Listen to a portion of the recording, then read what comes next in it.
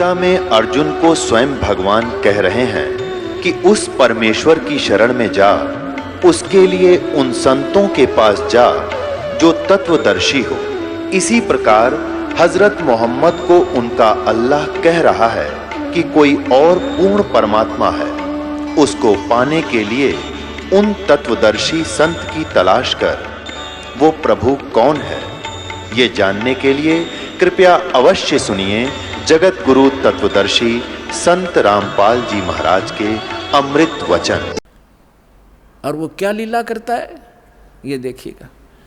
अब ये आर्य प्रतिनिधि सभा यानी महर्षि दयानंद के चेलों द्वारा अनुवादित है, जो भगवान को निराकार मानते हैं, लेकिन वास्तव में वेदों में परमात्मा नर आकार है। नर माने मनुष्य जैसा, सशरीर है। उसका नाम कबीर है और सतलोक से चल कर आता है। वहाँ जहाँ वो रहता है निज स्थान पर, सब भुवनों प्रिय, सब भुवनों के ऊपर के स्थान पर तिष्ठति, वहाँ बैठा है भगवान, राजा के समान देखने में है। वहाँ से चल कर आता है, 3 प्रकार से लीला करता है। जब द्वितीय प्रकार की लीला करता है, वो एक शिशु रूप धारण करके कमल के फूल के ऊपर, जल के ऊपर विराजमान होता है, जिस कारण से वो परमात्मा नारायण कहलाता है। नारायण का अर्थ होता है जल के ऊपर आके निवास करने वाला, आकर विराजमान होने वाला। और हम विष्णु जी को नारायण मान रहे थे, ये शेषनाग के ऊपर सोया करता, इसलिए नहीं। वो परमात्मा सतलोक से आता है, प्रत्येक बार यही लीला करता है और जल के ऊपर आकर विराजमान कमल के फूल पर होता है, इसलिए नारायण कहलाता है। तो वो नारायण है। और सत्यनारायण, सत्यनारायण का अर्थ होता है अविनाशी परमात्मा। सत्य माने अविनाशी, हम सत साहेब कहते हैं उसको, अविनाशी परमात्मा। तो अविनाशी परमात्मा कबीर जी हैं, श्री ब्रह्मा, श्री विष्णु, श्री शिव जी, ये नासवान परमात्मा हैं, भगवान हैं, स्वामी हैं, प्रभु हैं। इनकी जन्म मृत्यु होती है। और इसका प्रमाण है श्री देवी भागवत यानी देवी महापुराण, गीता प्रेस गोरखपुर से प्रकाशित, सचित्र मोटा टाइप, 3रा स्कंद 123 पृष्ठ पर। भगवान विष्णु स्वयं कहते हैं अपनी माता से कि तुम शुद्ध स्वरूपा हो और ये सारा संसार तुम इसे उद्भासित हो रहा है। मैं ब्रह्मा और शंकर, विष्णु जी करे, आपकी कृपा से विद्यमान है। हमारा आविर्भाव माने जन्म और तिरोभाव माने मृत्यु हुआ करता है, हम अविनाशी नहीं है। और शंकर भगवान कहते हैं, हे माता, ब्रह्मा जी का जन्म आपसे हुआ, तो क्या मैं तमोगुण लीला करने वाला शंकर आपका पुत्र नहीं हुआ? अर्थात मेरी भी आप ही जनक हैं, मैं आपका पुत्र हूँ और हम केवल नियमित कार्य ही करते हैं। हम तीनों गुणों से उत्पन्न हैं, रजगुण ब्रह्मा, सतगुण विष्णु, तमगुण शिव जी, और हम केवल नियमित कार्य ही कर सकते हैं। जिसके भाग्य में जैसा है वैसा ही दे सकते, उसमें कोई परिवर्तन नहीं कर सकते। श्री देवी महापुराण ने चंद श्लोकों में इन भगवानों की पूर्ण लीला तकरीबन सती थी क्लियर कर दी, स्पष्ट कर दिया, सारे कंसेप्ट क्लियर कर दिए। ये नासवान है, दुर्गा जी इनकी माता है, रजगुण ब्रह्मा, सतगुण विष्णु, तमगुण शिव जी यही हैं, और प्रकृति दुर्गा को कहते हैं, और ये केवल नियमित कार्य ही कर सकते। तो जो नारायण है वो परमात्मा है, वास्तव में कबीर साहब है जो ऐसी लीला करता है।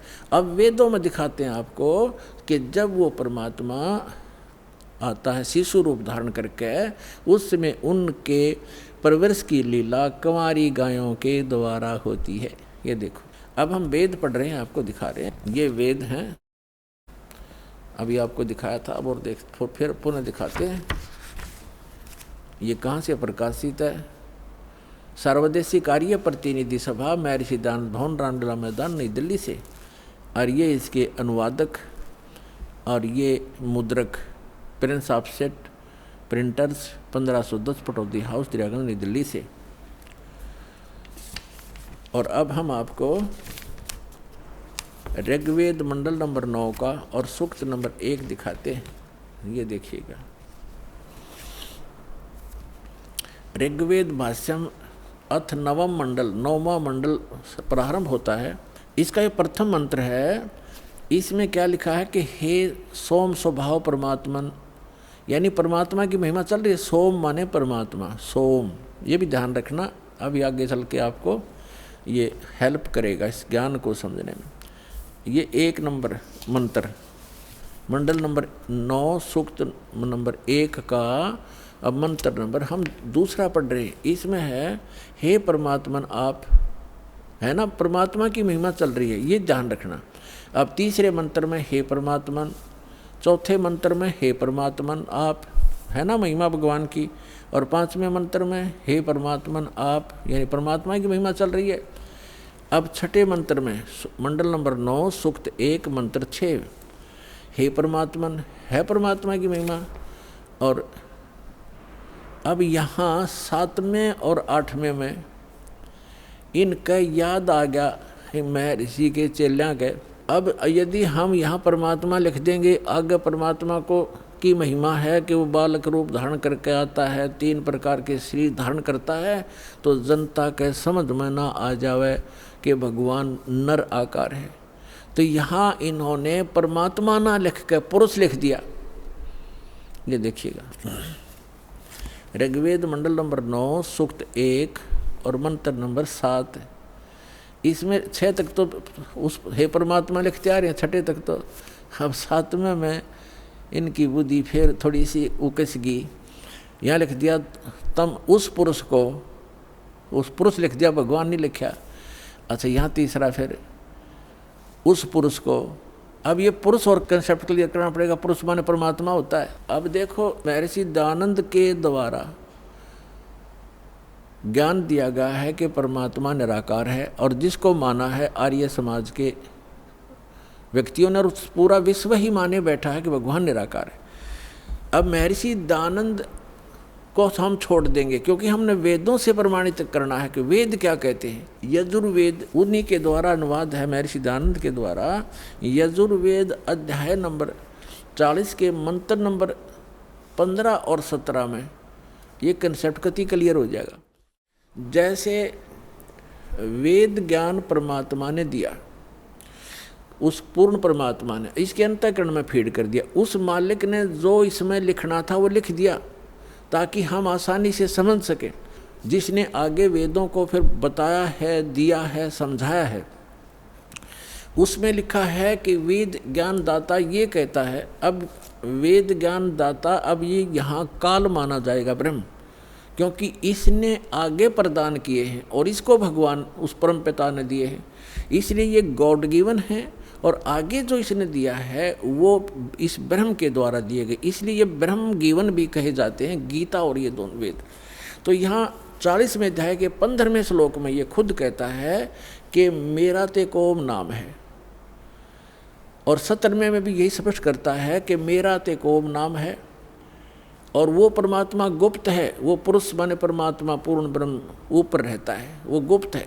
ये देखना, यजुर्वेद उठा लिया, ऋग्वेद रख दिया, और महर्षि दयानंद सरस्वती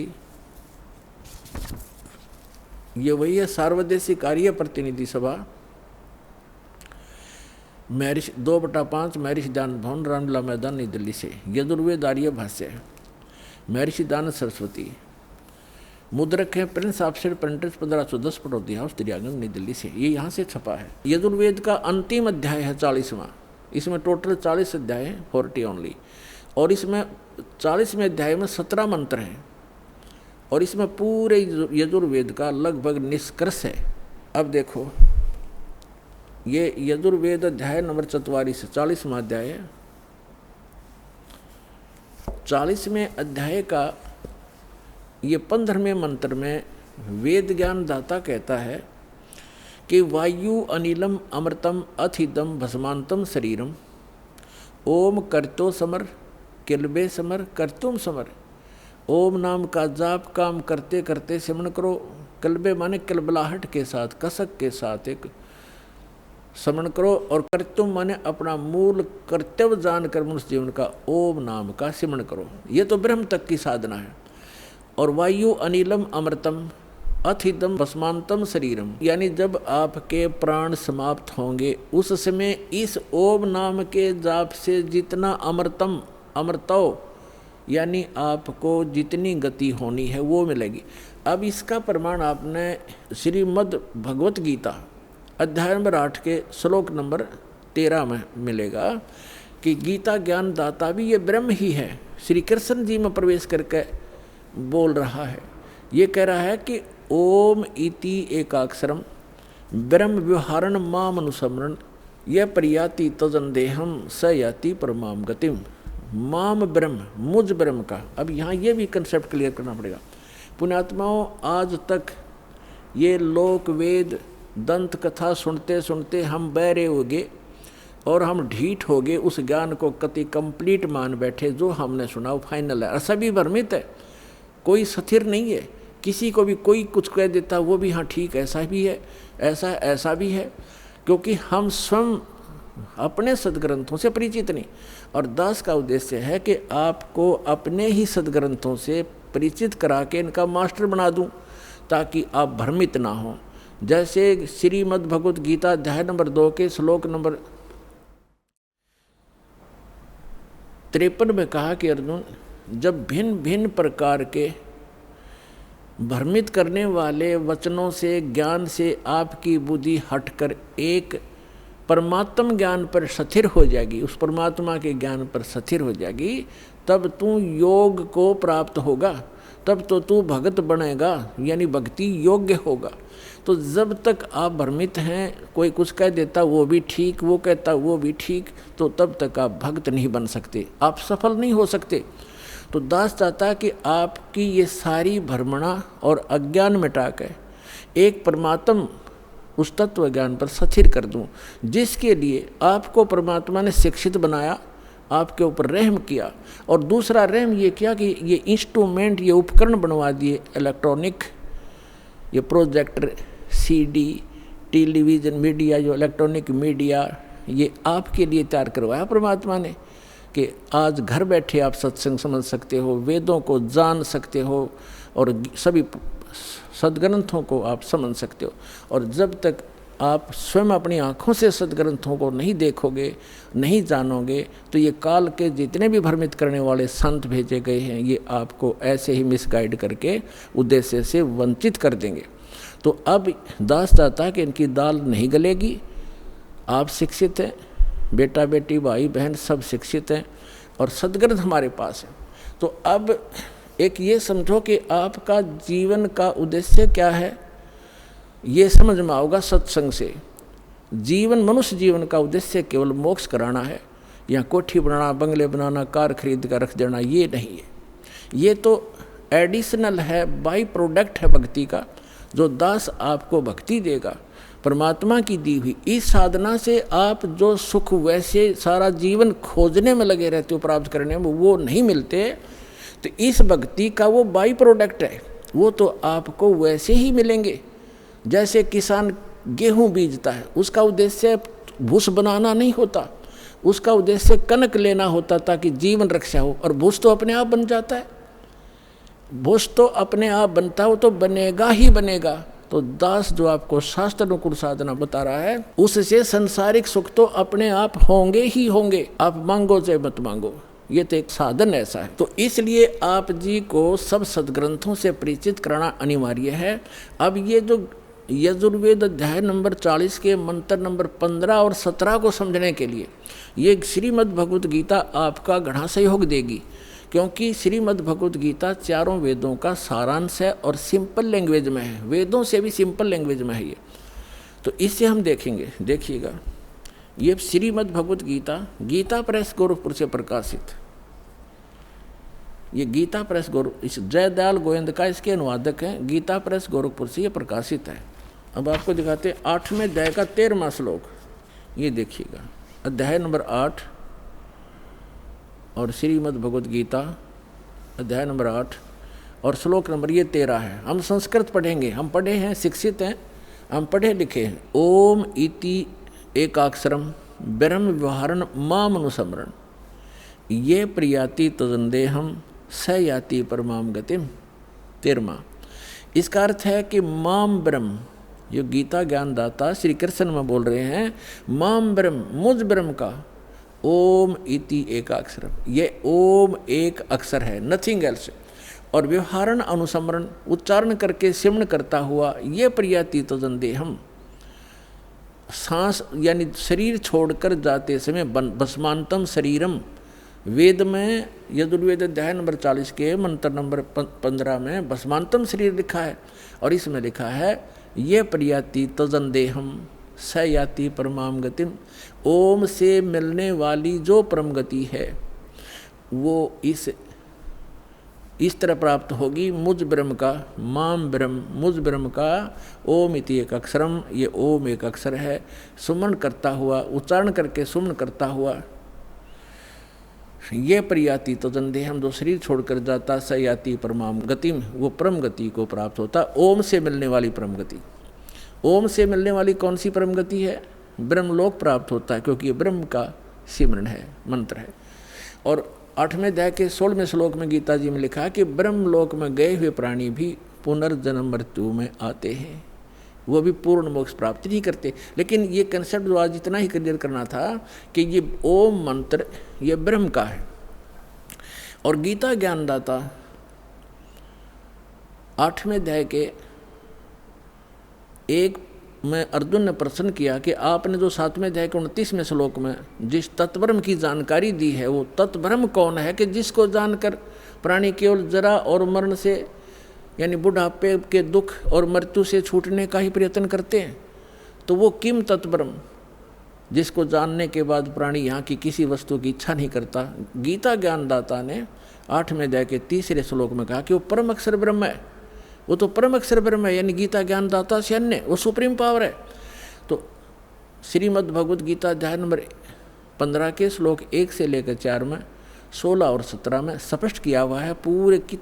इन पूरे ब्रह्मांड की एक स्थिति बताई है कि उल्टा लटका हुआ संसार रूपी वृक्ष है, ऊपर को जो जड़ है वो तो पूर्ण परमात्मा है, सबका धारण पोषण करने वाला वो परम अक्षर ब्रह्म है। और जमीन से जो बाहर दिखाई देता है वो तना, वो जड़ तो प्रोक्ष है, गुप्त है, हिडन है, छुपी हुई है, और बाहर जो दिखाई देता है वो वृक्ष कहलाता है। तो परमात्मा ने खुद आकर अपनी वाणी में बोला है, अक्षर पुरुष एक पेड़ है और सरपुरुष यानी ज्योति निरंजन वाकी डार और तीनों देवा शाखा हैं, ये पात रूप संसार। और पेड़ जो जड़ है वो गुप्त है, तो जो जमीन से बाहर दिखाई देता तना उसको अक्षर पुरुष समझो, आगे उसके मोटी डार निकलती है उसको सरपुरुष समझो, उसके 3 शाखाएं हैं, रजगुण ब्रह्मा सतगुण विष्णु तमगुण शिव जी रूपी ये शाखाएं समझो, और पात रूप हम सब संसार समझो। तो वृक्ष का पालन कहाँ से होता है? मूल से, जड़ से। तो श्रीमद् भगवद गीता अध्याय नंबर 1 से लेकर 4 और 16 और 17 मंत्र में ये स्पष्ट किया गया है कि तत्वदर्शी संत की पहचान भी बताई है कि तत्वदर्शी संत वो होगा जो इस उल्टे लटके हुए संसार रूपी वृक्ष के सभी विभागों को भिन्न भिन्न बता देगा। ये पहले तो परमात्मा आए थे, तत्वदर्शी संत की भूमिका भी वही करके जाते हैं, इसलिए वो एक प्रसिद्ध कवि भी कहलाते हैं, लोकोक्तियों के माध्यम से, कविताओं के माध्यम से ज्ञान सुनाते हैं। तो उन्होंने 600 वर्ष पहले बताया था अक्षर पुरुष एक पेड़ है और सरपुरुष वाकी डार और तीनों देवा शाखा हैं, ये पात रूप संसार। अब वो जड़ कौन बताओगा? जड़ तो उन्होंने गुप्त छोड़ दी, इस दास को भेजा कि वो जड़ कौन है? वो कबीर साहब है, वो परम अक्षर ब्रह्म है, वो मूल। तो 15वें अध्याय के गीता जी के 1 से 4 का अर्थ है कि हे गीता ज्ञानदाता कहता है कि अर्जुन तत्वदर्शी संत की यह पहचान होगी कि उस संसार रूपी वृक्ष के सभी पार्ट्स को, सभी विभागों को, तना, डार, पत्ते, जड़ कौन है। तो जो बताता है सवेदवित वो तत्वदर्शी संत है। उसके पश्चात तत्वदर्शी संत की प्राप्ति के पश्चात परमेश्वर के उस परम पद की खोज करनी चाहिए जहाँ जाने के बाद साधक लौटकर कभी संसार में नहीं आते। और जिस परमेश्वर ने सारे ब्रह्मांडों की रचना की और केवल उसकी भक्ति करना, मेरी भी नहीं करना, यदि पूर्ण मोक्ष चाहता है, जहाँ जाने के बाद फिर लौट कर नहीं आते वहाँ जाना चाहता है। और फिर 15वें अध्याय के 16 और 17 में बताया है कि 3 पुरुष हैं, सरपुरुष और अक्षर पुरुष। सरपुरुष तो ये ज्योति निरंजन काल है, अक्षर पुरुष उसका तना समझो जो 7 संग ब्रह्मांड का स्वामी है, और सरपुरुष केवल 21 ब्रह्मांड का स्वामी है। और उसके 3 शाखा हैं जो वृक्ष के, वो रजगुण ब्रह्मा सतगुण विष्णु तमगुण शिव जी रूपी समझो। और फिर बताया है 15वें अध्याय के 17वें श्लोक में कि उत्तम पुरुष है तू अन्य परमात्मा इति उदाहरते। उत्तम पुरुष तो कोई और है, जिसको भगवान कहते हैं, परमात्मा कहते हैं, वही तीनों लोकों में प्रवेश करके सबका धारण पोषण करता है। अवै ईश्वर है, वो अविनाशी परमेश्वर है। सबका धारण पोषण वही करता, जैसे मूल से जड़ से पूरे पेड़ की वृक्ष की पोषण होता है, परवरिश होती है। तो यहाँ ये स्पष्ट किया। और कई आपको भ्रमित कर देंगे कि गीता अध्याय नंबर 15 के श्लोक नंबर 18 में गीता ज्ञानदाता कहता है कि मैं लोक वेद में पुरुषोत्तम प्रसिद्ध हूँ।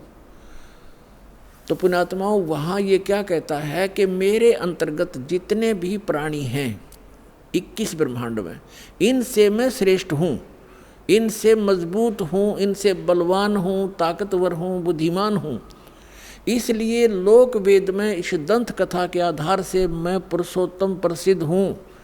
आई एम नॉट पुरुषोत्तम, क्योंकि उसने तो 15वें अध्याय के 17वें श्लोक में स्पष्ट कर दिया कि पुरुषोत्तम तो कोई और है, उत्तम पुरुष है तो अन्य परमात्मा इति उदाहरत है। तो कहने का भाव ये है पुण्यात्माओं, एक तो दो परमात्मा से दोगे। गीता अध्याय नंबर 18 के श्लोक नंबर 62 में और 66 में गीता ज्ञानदाता स्वयं कहता है कि अर्जुन, तू सर्वभाव से उस परमेश्वर की शरण में जा, उस परमेश्वर की कृपा से ही तू परम शांति को और सनातन परम धाम को प्राप्त होगा। यानी परम शांति चाहिए और शाश्वत स्थान जहाँ जाने के बाद फिर लौटकर कभी संसार में नहीं आते, वो चाहिए। तो उस परमेश्वर की शरण में जा, यानी गीता ज्ञानदाता से अन्य है। और फिर उसके विषय में बताया कि चौथे अध्याय के 32 और 34 मंत्र में स्पष्ट किया है कि वो परमात्मा अपने मुख कमल से आके एक ज्ञान देता है, वो तत्व ज्ञान है। उसके मुख कमल से बोलेगी वाणी में, सच्चिदानंद घन ब्रह्म की वाणी में वो यज्ञों की जानकारी यानी धार्मिक अनुष्ठानों की जानकारी विस्तार से कही गई है। वो तत्व ज्ञान है। उस तत्व ज्ञान को तो तत्वदर्शी संतों से पूछ, मैं नहीं जानता। यदि जानता होता गीता ज्ञानदाता तो एक अध्याय और बना देता। इसलिए उसने कह दिया है कि तत्वदर्शी संतों से पूछो। फिर बताया है कि तत्वदर्शी संत की प्राप्ति के उपरांत 15वें अध्याय के 4थे श्लोक में परमेश्वर के उस परम पद की खोज करनी चाहिए जहाँ जाने के बाद साधक फिर लौटकर संसार में कभी नहीं आते। 17वें अध्याय के 23वें श्लोक में उस परमेश्वर को पाने की, शाश्वत स्थान को पाने की, उस परम धाम को पाने की विधि बताई है। ओम तत्सत इति निर्देश ब्रह्मण त्रिविध समर्थ है। उस सच्चिदानंद घन ब्रह्म के पाने का इस 3 मंत्र के जाप का निर्देश है, फाइनल फैसला है, नथिंग एल्स। तो गीता ज्ञानदाता ने अपना नाम तो ओम स्पष्ट कर ही दिया। तत् और सत ये सांकेतिक हैं, ये तत्वदर्शी संत के लिए छोड़ दिए। तो वो तत्वदर्शी संत ये रामपाल दास सतलोक आश्रम बरवाला जिला हिसार में है। इसके पास वो कंप्लीट कोर्स है। तत् और सत ये सांकेतिक हैं। तत् ये सरपुरुष का मंत्र है, ये अन्य मंत्र है, तत् नहीं है, अन्य मंत्र है। और सत ये परम अक्षर ब्रह्म का मंत्र है, जाप है, वो अन्य मंत्र है। उसको सार शब्द भी कहते हैं, सार नाम भी कहते हैं, आदि नाम भी कहते हैं। तो ये कंप्लीट कोर्स है उस परमेश्वर के पाने का। और वो कंप्लीट कोर्स उस तत्व ज्ञान के अंदर है जो परमात्मा ने स्वयं आकर बोला है। उसमें कंप्लीट ज्ञान है, कंप्लीट कोर्स है। प्रथम मंत्र सतनाम, फिर सार नाम, इससे मोक्ष होगा। वो साधना इन वेदों में नहीं है। वेदों में परमात्मा की महिमा है। परमात्मा कबीर जी ने 600 वर्ष पहले अपनी अमृतवाणी में तत्व ज्ञान में कहा था कि वेद मेरा भेद है, मैं ना मिलूँ वेदन के माही, और जौन वेद से मैं मिलूँ ये वेद जानते नहीं। ये चारों वेद मेरी महिमा का गुणगान करते, लेकिन इन वेदों में वर्णित विधि से मेरी प्राप्ति नहीं हो सकती। और जिस ज्ञान से, जिस वेद से, उस तत्व वेद से मैं मिलूँ, वो ज्ञान इन वेदों में नहीं। ये वेद जानते नहीं। वेद मेरा भेद है, मैं ना मिलूँ वेदन के माही, और जौन वेद से मैं मिलूँ ये वेद जानते नहीं। उसको बताने के लिए स्वयं परमात्मा आते। तो हमारा जो प्रसंग चल रहा है, हमने पुरुष को सिद्ध करना। पुरुष माने परमात्मा। ये देखिएगा, श्रीमद् भगवत गीता रख दी, यजुर्वेद उठा लिया, और ये महर्षि दानंद सरस्वती द्वारा ही अनुवादित है। ये यहाँ से प्रकाशित है। ये वही वाला है जो हम पढ़ रहे थे अभी थोड़ी देर पहले। ये वही वाला है। हम 4400 अध्याय पढ़ रहे हैं, 40वां अध्याय। यजुर्वेद का। 15वें श्लोक में हमने पढ़ा है ओम करतो समर कलवे समर करतो समर। ये तो पढ़ लिया कि ओम नाम का जाप काम करते करते श्रवण करो, विशेष कसक के साथ श्रवण करो, मनुष्य जीवन का प्रथम कर्तव्य जानकर श्रवण करो। वायु अनिलम अमृतम अथ ईदम भस्मांतम शरीरम। शरीर भस्म होने पर, नष्ट होने पर, छोड़ने के समय जब आपकी जो वायु है, प्राण आपके जो जीव है, उसमें इतना अमृतव हो जाएगा कि वो जो ओम से होता है। अब हम यहाँ आते हैं 44 अध्याय 40 में जाएगा 17वें श्लोक में, ये 17वां मंत्र है। इसमें लिखा है हे मनुष्यों, जैसे ज्योत स्वरूप रक्षक मुझसे, गीता वेद ज्ञान दाता कहता है, मुझसे अविनाशी यथार्थ कारण के आच्छादित मुख के तुल्य उत्तम अंग का प्रकाश किया जाता है, या किया जाता है आना चाहिए। और वह प्राण व सूर्य लोक में पुरुष है। ये पुरुष शब्द है संस्कृत में, पुरुष माने पूर्ण परमात्मा। हमने पुरुष सिद्ध करना था यहाँ से, पुरुष माने पूर्ण परमात्मा। एक तो ये खुद कहता है कि मैं ज्ञान दे रहा हूँ, हे मनुष्य, क्योंकि ज्योत स्वरूपी रक्षक मुझसे, ये ज्योत स्वरूपित है काल, मुझसे जो अविनाशी यथार्थ कारण के आच्छादित मुख के तुल्य उत्तम अंग का प्रकाश किया जाता है, यानी ज्ञान दिया जा रहा है। जो वह वेद ज्ञान दाता कह रहा है कि जो वह प्राण व सूर्य मंडल में पूर्ण परमात्मा है, वह तो प्रोक्ष है, वह तो प्रोक्ष है। यहाँ है लिखना था अहम, यू कहता अहम, ये है असो सो असो अहम। ओम खम ब्रह्म, खम माने ब्रह्मलोक, दिव्य आकाश रूप, ब्रह्मलोक रूपी दिव्य आकाश में ब्रह्म रहता है, और ये मेरा ओम नाम है। अहम, अहम माने मैं आकाश के तुल्य व्यापक ब्रह्म, ब्रह्म ना लिखा, मैं ब्रह्म हूँ और मेरा ओम नाम, मैं उसका ओम सब का रक्षक जो, मैं उसका ऐसा नाम जानो। ऐसा कि ओम लिखना था, मेरा ये ओम नाम जानो। ये धाड़ंगा डाया इसने, तो इसे सिद्ध हो गया कि वेद ज्ञान दाता कह रहा है कि मेरा तो ओम नाम है। वो परमात्मा, पुरुष माने पूर्ण परमात्मा तो गुप्त है, वो अन्य है, वो प्रोक्ष है। तो यहाँ अब हम आते हैं ऋग्वेद मंडल नंबर 9 और सूक्त नंबर 1 के मंत्र नंबर अब 8 और 9 को स्पष्ट करेंगे। पहले तो हमने पुरुष का अर्थ इन्हीं के इन इंजीनियरों से लेना पड़ेगा, क्योंकि नहीं तो ये बता देंगे आपको पुरुष माने आदमी हो से। पुरुष तो क्योंकि परमात्मा भी मनुष्य जैसा है, इसलिए प्रथम पुरुष वही है, सेकंड हम पुरुष हैं, मनुष्य है। तो वहाँ प्रथम पुरुष, क्योंकि जैसे पवित्र बाइबल में लिखा है कि परमात्मा ने मनुष्य को अपने जैसा बनाया, तो वो भी पुरुष है, वो परमात्मा है। हम भी पुरुष हैं, हम नासवान हैं, हम डुप्लीकेट हैं, उसकी शक्ल है, उसी के आकार मिलते जुलते मनुष्य जैसे मनुष्य। तो ऐसे ही जिनको भगवान मिले हैं, उन्होंने कहा गरीबदास साहिब जी ने अपनी अमृतवाणी में कि हमरे ही उनियार हैं, हमारा सृजनहार, हमारी ही शक्ल का हमारा भगवान, हमारा बनाने वाला वो परम पिता। तो यहाँ पुरुष जो है इस भगवान परमात्मा की तरफ संकेत है। इन्होंने भले ही गोल बोल करना चाहा, यहाँ पुरुष लिखना शुरू कर दिया, परमात्मा लिखना बंद कर दिया, हमें मूर्ख बनाने के लिए। ये जनता के नासक थे, इनको संस्कृत अवश्य आती थी, अध्यात्म ज्ञान था नहीं। ये काल के भेजे हुए दूत थे, तो ये महर्षि दयानंद हो, चाहे इसके चेले जितने भी जो इस अनुवाद कर रहे हैं इसका वेदों का, ये स्वयं भ्रमित हैं और समाज को यथार्थ ज्ञान नहीं दे सके। और चाहे आज तक के जितने ऋषि महर्षि हुए हैं, उनको यथार्थ ज्ञान नहीं था। केवल परमात्मा ने जिन महापुरुषों को अपना परिचय दिया, अपना साक्षात्कार करवाया, सचखंड लेकर के वापस छोड़ा, उन महापुरुषों को छोड़कर और किसी के पास अध्यात्म ज्ञान नहीं था। अब वो ज्ञान इस दास को दिया उस परम पिता ने, इसका लाभ उठाओ। अब देखो, अब हम आगे ऋग्वेद मंडल नंबर 9 सूक्त 1 और मंत्र नंबर ये 6 तक तो ये परमात्मा लिखते आगे, और 7 में इन्होंने पुरुष लिखना कर दिया। उस पुरुष को, उस परमात्मा को लिखना था, तब माने उस परमात्मा उस पुरुष को लिख दिया। कोई बात है यार, यहाँ गड़बड़ कर दी। अब पुरुष माने परमात्मा, आपको पूर्ण परमात्मा, तो हम इसको पूर्ण परमात्मा बोलेंगे।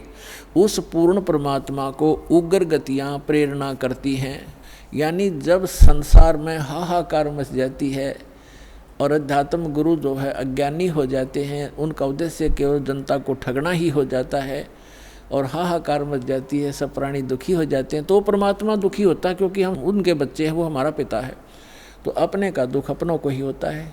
तो फिर वो परमात्मा उन उग्र गतियों से प्रेरित होकर 600 वर्ष पहले परमात्मा आए थे, ऐसा ज्ञान बता गए थे, एकदम शांति हो गई थी समाज में जो अभी तक चल रही थी। कोई लूटा खसोटी नहीं थी, प्यार से रहते थे, कोई किसी की आत्मा दुखाते समय डरता था भगवान से। अब आग लगी है, सब पूरे विश्व में माया माया दिखाई देती है, ना कोई लाज रही, ना कोई शर्म रहा, ना भगवान का डर रहा। तो अब पुनः स्थापना करने के लिए उस शांति की और भक्ति की परमात्मा ने पहले से ही वचन बोल रखा था कि जब कलयुग 5500 वर्ष बीत जाएगा तब मैं अपना दास भेजूंगा, उसको पूर्ण ज्ञान दूंगा। वैसे तो भगवान ने कहा था मैं स्वयं आऊँगा 12वें पंथ में, गरीबदास वाले पंथ में। परमात्मा नहीं आए तो दास को भेज दिया, वो कंप्लीट स्पिरिचुअल नॉलेज और पूरी पावर दे के, उस परमात्मा ने अपनी पावर दे के।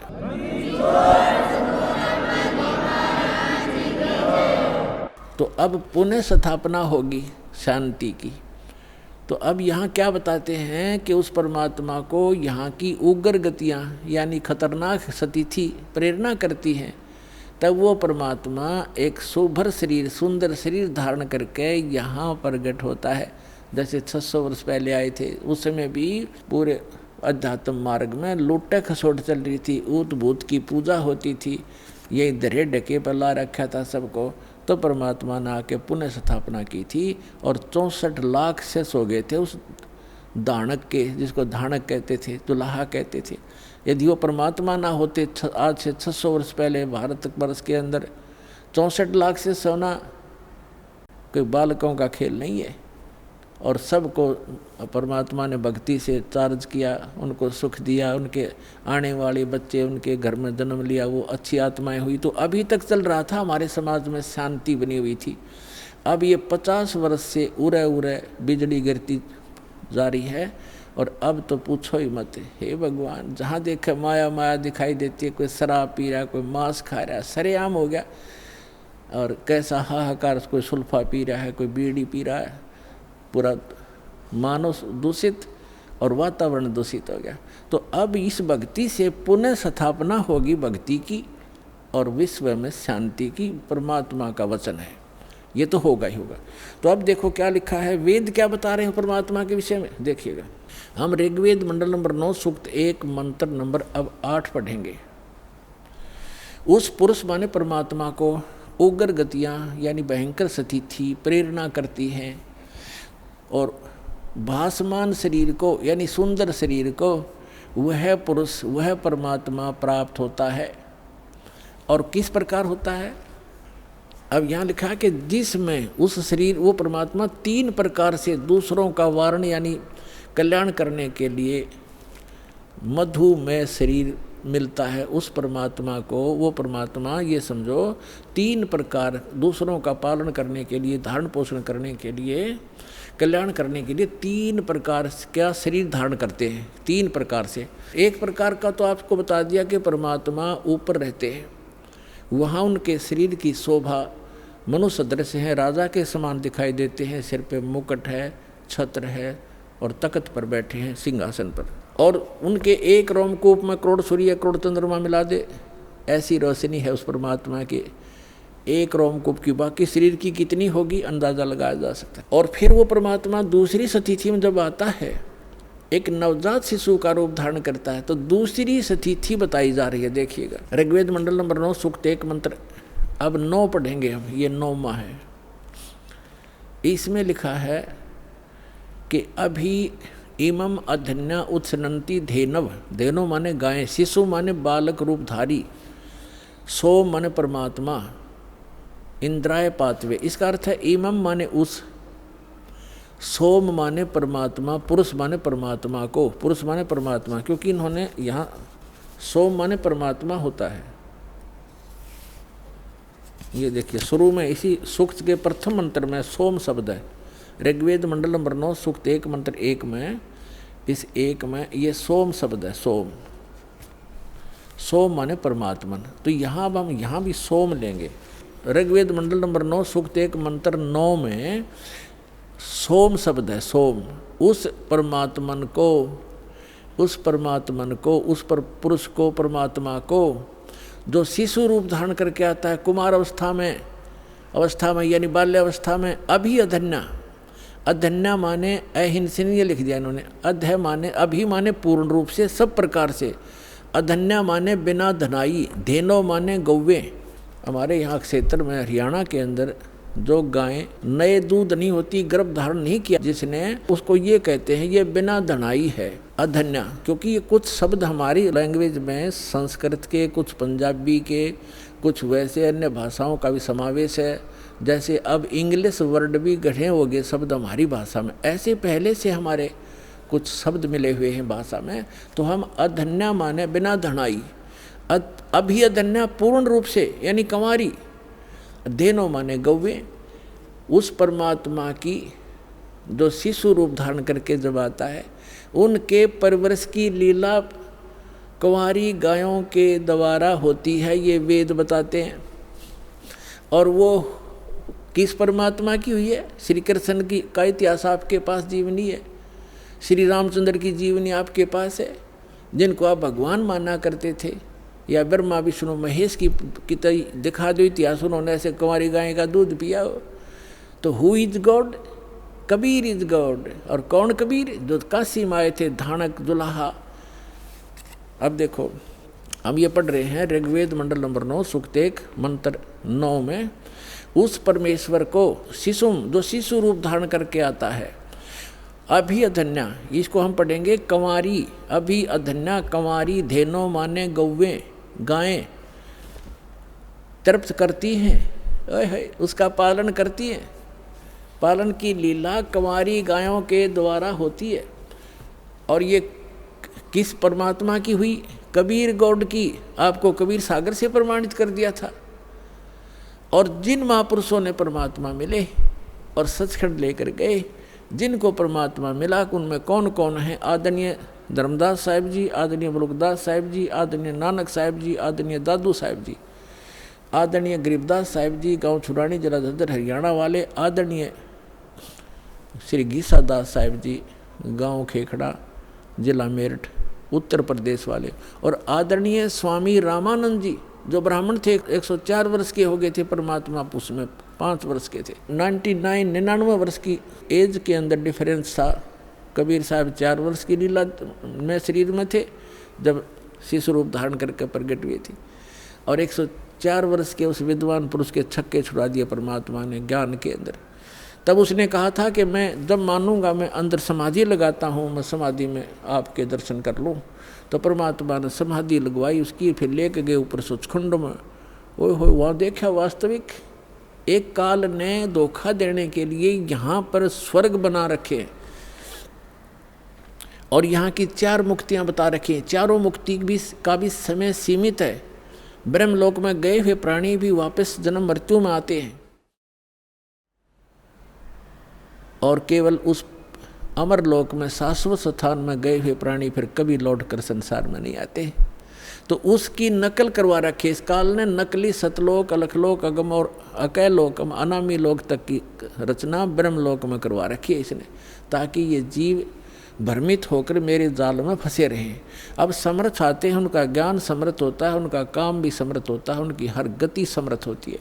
तो उस परमात्मा का ज्ञान अनमोल है, उसमें कोई त्रुटि नहीं है, और उनकी जो भक्ति विधि वो भी कंप्लीट है। और साधक भी यदि श्रद्धा से करेगा तो वो भी पूर्ण लाभ प्राप्त कर सकता है। तो जो प्रसंग चल रहा है, अब ये स्पष्ट हो गया कि जिस परमात्मा की महिमा वेद सुनाते हैं वो परमात्मा है, वो कंप्लीट गॉड है, वो पूर्ण परमात्मा है। और वो लीला क्या करता है ये भी वेद बताते हैं। एक तो लीला बता दी कि वो परमात्मा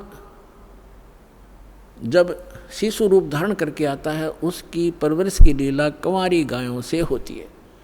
अब दूसरा ये है कि वो परमात्मा ऊपर रहता है सतलोक में, सतलोक में जिसे अविनाशी लोक कहते हैं, शाश्वत स्थान कहते हैं, वहाँ रहता है और वहाँ से गति करके आता है। और यही परमात्मा, यही वो महापुरुष बताते हैं जिनको भगवान मिले। जैसे आदरणीय रामानंद जी ने कहा कि दोहू ठोर है एक तू, भया एक से दो, गरीबदास हम कारणे तुम आए हो मगजो।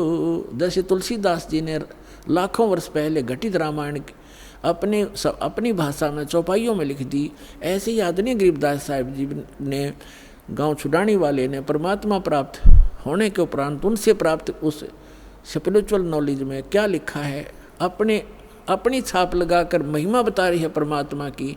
जैसे स्वामी रामानंद जी की और कबीर परमेश्वर जी की जो वार्ता हुई उस समय प्रत्यक्ष दृष्टा की तरह बताई है। गरीबदास जी इसलिए इसमें नाम आता है कि गरीबदास जी ने तुलसीदास जी की तरह परमात्मा, क्योंकि तुलसीदास जी केवल 3 लोक के भगवान के उपासक थे, वहीं तक सीमा थी उनकी बताने की।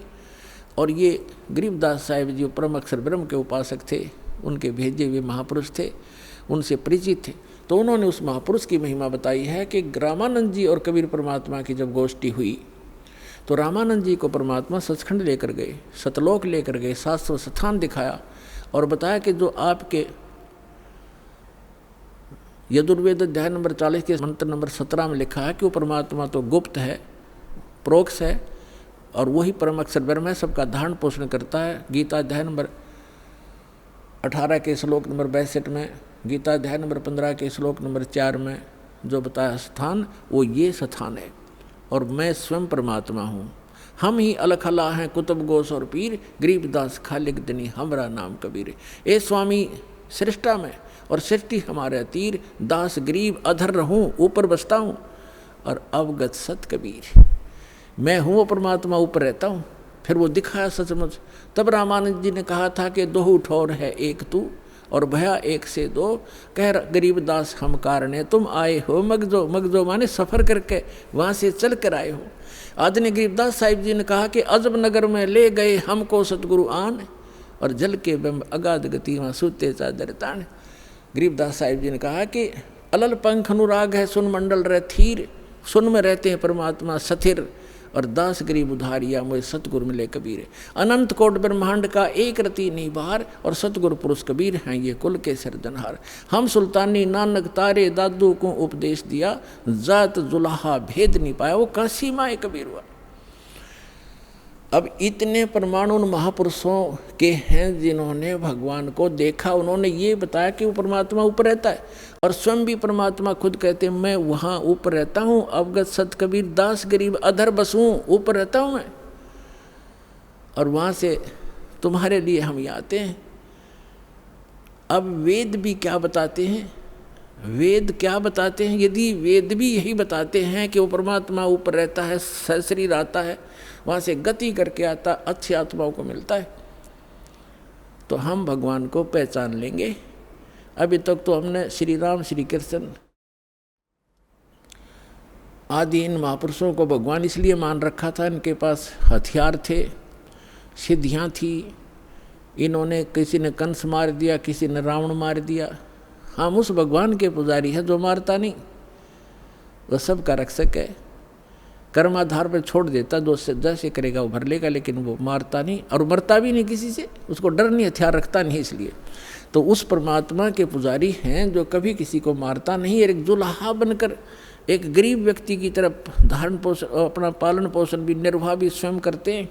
वो हमारे लिए एक लीला करते हैं, हमें एक गाइडलाइन देना चाहते हैं। बच्चों, ये एक आपका विद्यार्थी जीवन है, ये मनुष्य जीवन। और जैसे जो विद्यार्थी मनुष्य विद्या काल में और बकवाद करता है, सिनेमा देखता है, बढ़िया पेंट पुंट गाड़ के हैं और सैर सपट्टे को घूमता रहता है, बकवादें करता है, वो फेल हो जाता है।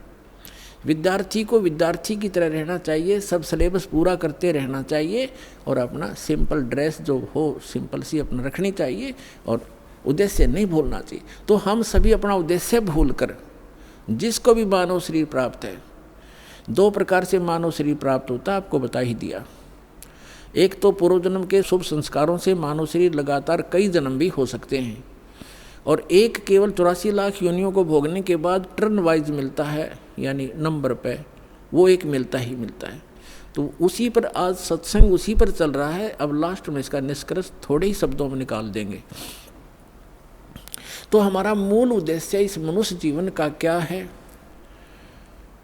जैसे एक विद्यार्थी का विद्या प्राप्त करके और जो उस यूनिवर्सिटी में, विद्यालय में जो वो मेहनत कर रहा है, स्टडी कर रहा है, उसका किया हुआ फल उसको फील्ड में मिलेगा। जैसे कोई डॉक्टरी कर रहा तो उसी सुविधा को वहीं खोजता रहा स्टडी काल में, टाइम में, विद्या काल में, तो बच्चा फेल हो जाएगा, उसको कुछ नहीं मिलने का।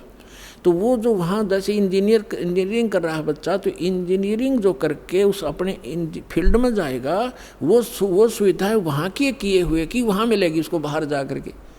तो आप जी मनुष्य जीवन प्राप्त प्राणी एक विद्यार्थी हो, और जो विद्यार्थी अपने दिग्भ्रष्ट हो गए हैं, उद्देश्य भूल चुके हैं, वो फिर बहुत दुखी होंगे।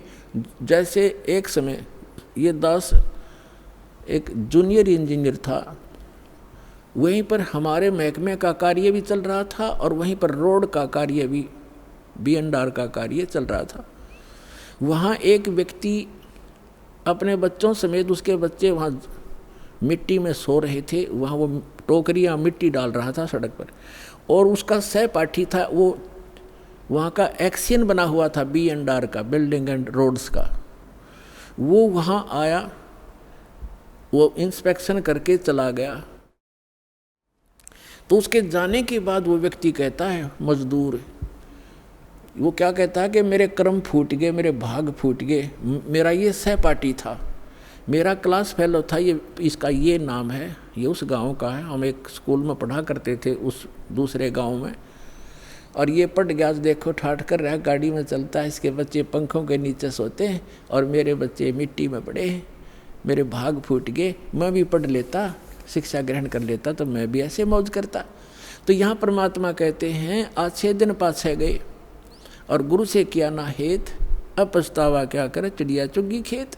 तो आज आप उस अतिथि में हैं जो भक्ति नहीं करते, और करते हैं तो शास्त्र विरुद्ध करते हैं, और इस मनुष्य जीवन पा करके जो साधना सत नहीं करते, वो बाद में ऐसे पछताएंगे जैसे वो मजदूर पछता रहा था। तो आप जी का जो यहाँ मूल कार्य है, मनुष्य जीवन प्राप्त प्राणी का पूरा सतगुरु प्राप्त करें और पूरा ज्ञान। अब पूरे गुरु का आपको पता नहीं था, आपको एक बालक को सभी पूरे नजर आते हैं, क्योंकि जो भी संत बना हुआ है उसने कुछ तो बाणी बुणी, कोई वेद मंत्र, कोई गीता मंत्र को कहीं ना कहीं से वो तो उसने कंठस्थ कर ही रखे हैं, और वो हमारे लिए बहुत भारी हो जाता है। जो लगातार संस्कृत बोल दे, को बड़ी बड़ी कथा सुना दे, हम न सोचे महापुरुष पढ़ा है तो बहुत गजब का। आइए अब हम उन श्रद्धालुओं के अनुभव जानते हैं जो जगत गुरु तत्वदर्शी संत रामपाल जी महाराज जी से दीक्षा प्राप्त कर चुके हैं तथा उनके द्वारा बताए गए भक्ति मार्ग पर चल रहे हैं। जी नमस्कार। नमस्कार जी सर जी। सर क्या नाम है आपका? राजेंद्र सिंह जादौन, बठिंडा, पंजाब से। सर संत रामपाल जी महाराज जी से कब जुड़े आप? 10/8/2014 को जुड़े थे जी। सर संत रामपाल जी महाराज जी से जुड़ने से पहले आपने क्या भक्ति साधनाएं की? सर 1997 से जब से वैवाहिक जीवन प्रारंभ किया था, तब से और 2014 तक हमारे घर में प्रेत बाधाएं थी, और बालाजी की भक्ति किया करते थे, मेहंदीपुर बालाजी की। मेहंदीपुर बालाजी में ही बच्चों का मुंडन करवाया, और प्रेत स्वयं घर में आके बोला करता था, और वो प्रेत को बोलते बोलते उसका तांत्रिकों से निवारण करवाया पर हो नहीं पाया। और उसके बाद में राजस्थान नोखा के अंदर कोई मेहंदीपुर बालाजी का भगत था, तो उसने कुछ कार्रवाई करके दी थी भी, आप घर ले जाओ और ये शांत हो जाएगा प्रेत। मेरे घर पे आने से पहले प्रेत ने कह दिया था कि जो तू करवा के लाया है ना, उसके करवाने से कोई तेरे को लाभ नहीं होगा। और मेरा हाथ पकड़ा, बाजू पकड़ा और मंदिर के अंदर ले गया जहाँ मंदिर बनाया हुआ था, और उस प्रेत ने अपनी छाती पे जो बालाजी का स्वरूप था, मेहंदीपुर बालाजी का, तोड़ के फेंक दिया था। कहता जिसकी तू भक्ति कर रहा है ना, मैं इससे भी तकड़ा हूँ। उस दिन मेरे को ये पता लगा कि इस संसार के अंदर इन देवी देवताओं से कोई ऊपर शक्ति है, या तो शैतान है या कोई और है परमात्मा। सर पहले क्या क्या भक्ति साधनाएं आपने की? मैं इससे पहले हमने हनुमानगढ़ संगरिया में मुसलमानों के जो अपने पीर खाने होते हैं वहाँ भी गए थे और वहाँ भी कोई लाभ नहीं हुआ। पैसे देते गए लेकिन लाभ नहीं हुआ। मोड़ मंडी पंजाब में यहाँ भी गए थे, वहाँ भी कोई लाभ नहीं हुआ। उत्तर प्रदेश सिकंदराबाद में भी गए, वहाँ भी कोई लाभ नहीं हुआ। सर, जब आप पहले ही इतनी सारी भक्ति साधनाएं कर रहे थे तो फिर आप संत रामपाल जी महाराज जी की शरण में क्यों गए? क्या ऐसा कारण बना कि आपको संत रामपाल जी महाराज जी की शरण ग्रहण करनी पड़ी?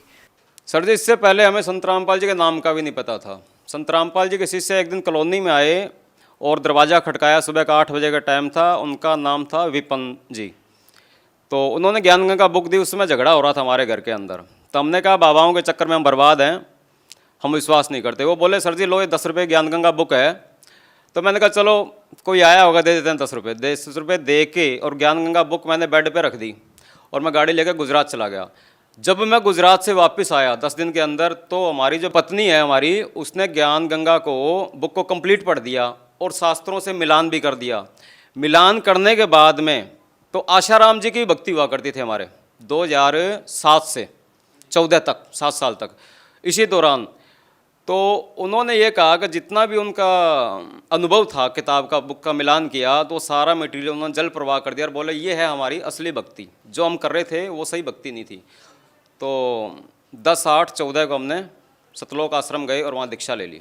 सर, जैसे कि आपने आसाराम बापू का जिक्र किया, उसके बाद आप संत रामपाल जी महाराज जी की शरण में आए, तो सर दोनों संतों के अंदर आपको क्या भिन्नता नजर आई और क्यों आपको ऐसा लगा कि संत आसाराम जी द्वारा दी गई भक्ति सही नहीं है?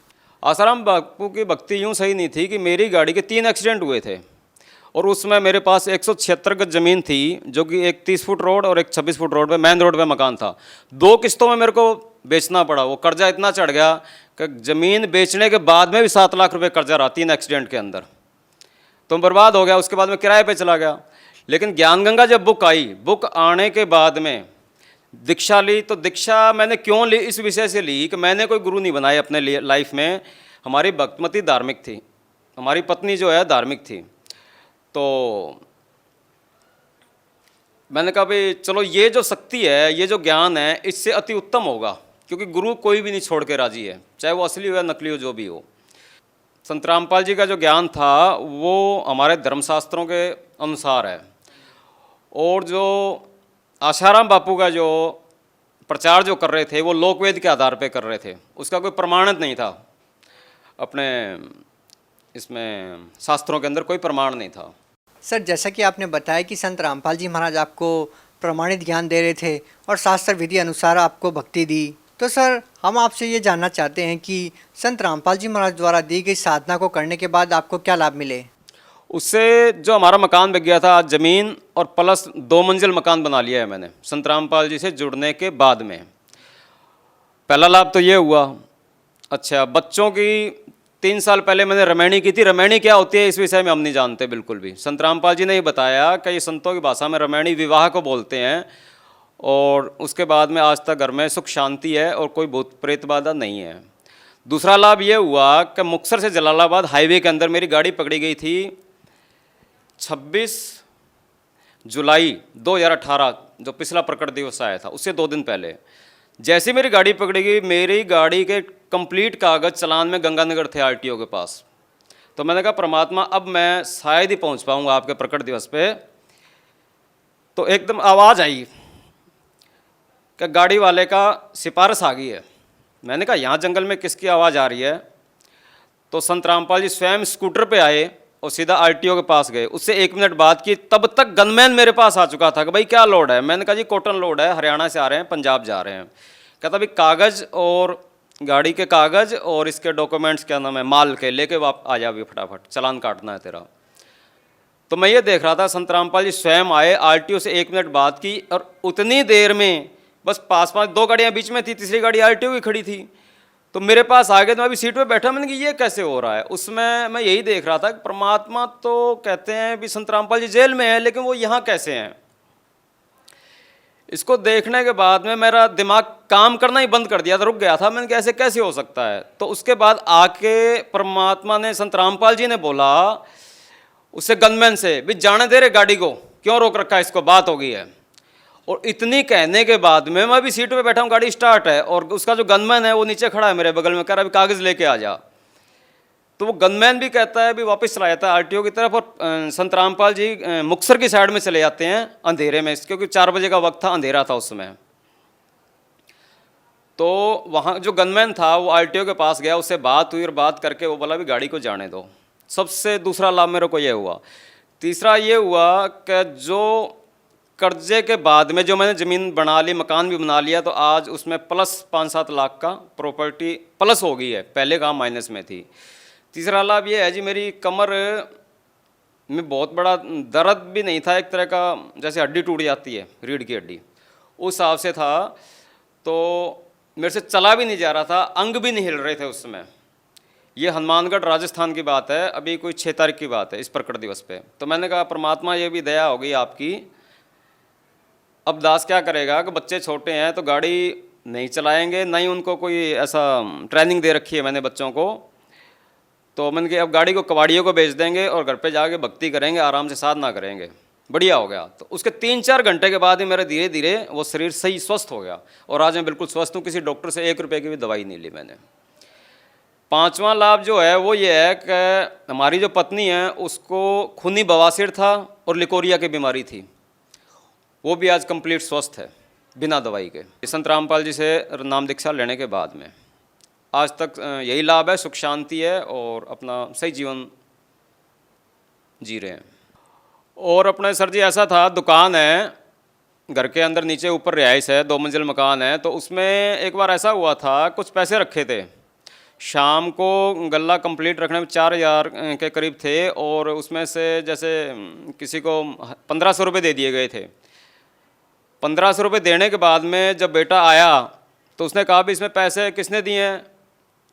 तो हमने कहा जी हमने दिए 1500 रुपये। कहता 1500 रुपये दिए, लेकिन जितने में रख के गया था उतना ही है, ये पैसे कहाँ से बढ़ गए? तो सबसे बड़ा लाभ तो ये हुआ जी 1500 रुपये वो हमारे बढ़ गए थे। और दूसरा, एक बार गंगानगर के अंदर डीजल चोरी हो गया था हमारा। डीजल चोरी हुआ तो बेटे ने बोला कि पापा जी डीजल चोरी हो गया। मैंने कहा चलो जो ले जाएगा उसके कर्म फोड़ेगा, हमारा क्या चोरी हुआ है। तो उसी डीजल में इतनी बरकत हुई कि जितना डीजल मेरा था, कम से कम समझो आप 50 लीटर डीजल मेरा चोरी हुआ था, 3.5-4 की एवरेज है उसकी। तो 300 किलोमीटर गाड़ी शेष डीजल में उतनी एवरेज बढ़ाई थी या परमात्मा ने बंदी छोड़ने डीजल बढ़ाया था, वो तो मालिक की लीला मालिक ही जानते, लेकिन हमारा कोई नुकसान नहीं हुआ था। ये 2 लाभ हमारे को विशेष हुए हैं। सर, जैसा कि अभी आपने रामायणी का जिक्र किया, बच्चों की जब आपने शादी की उस विवाह को आपने रामायणी बताया। संत रामपाल जी महाराज द्वारा सादगीपूर्ण विवाह करवाया जाता है। सर, इस सादगीपूर्ण विवाह के बारे में बताइए, किस प्रकार से करवाया जाता है? संत रामपाल जी ने जो रामायणी है, इससे पहले हम भी नहीं जानते थे। ये 17 मिनट में शादी होती है। रामायणी कहो या शादी कहो, वो भाषा अलग है। और इसमें ना दहेज लिया जाता है ना दिया जाता है। इसमें कोई बारात नहीं, कोई बैंड नहीं, कोई बाजा नहीं, कोई सेहरा नहीं, कोई पंडित नहीं, कोई काजी नहीं, ना ही कोई हवन फेरे हैं। सिंपल तरीके से जाओ और अपना 17 मिनट में गुरु जी का एक बनाया हुआ मतलब रामायणी है, वो 17 मिनट में पढ़ दिया जाता है, और परमात्मा को, संत रामपाल जी को साक्षी मान के और अपना जीवन बच्चे स्टार्ट कर लेते हैं। सर, जो लोग आज भी संत रामपाल जी महाराज जी से जुड़ना चाहते हैं, वो उनसे नाम दीक्षा कैसे प्राप्त कर सकते हैं? अभी जो चैनल पे, जो टीवी पे जो सत्संग आता है 7:30 से 8:30 बजे तक, उस पर पीली पट्टी चलती है। पीली पट्टी पे सब नंबर दिए हुए हैं, वहाँ पे कॉल करो। और घर घर हर भगत पूरे मतलब भारतवर्ष में फैले हुए हैं, और इसके प्लस ऐसी व्यवस्था बना दी गई है कि जगह जगह आश्रम है, और वहाँ टीवी चैनल के प्रचार के माध्यम से अपने जुड़ सकते हैं। जी धन्यवाद। सत साहिब जी, सत साहिब।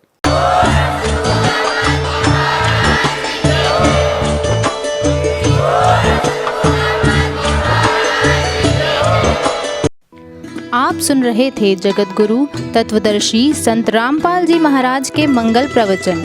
अधिक जानकारी के लिए संपर्क करें।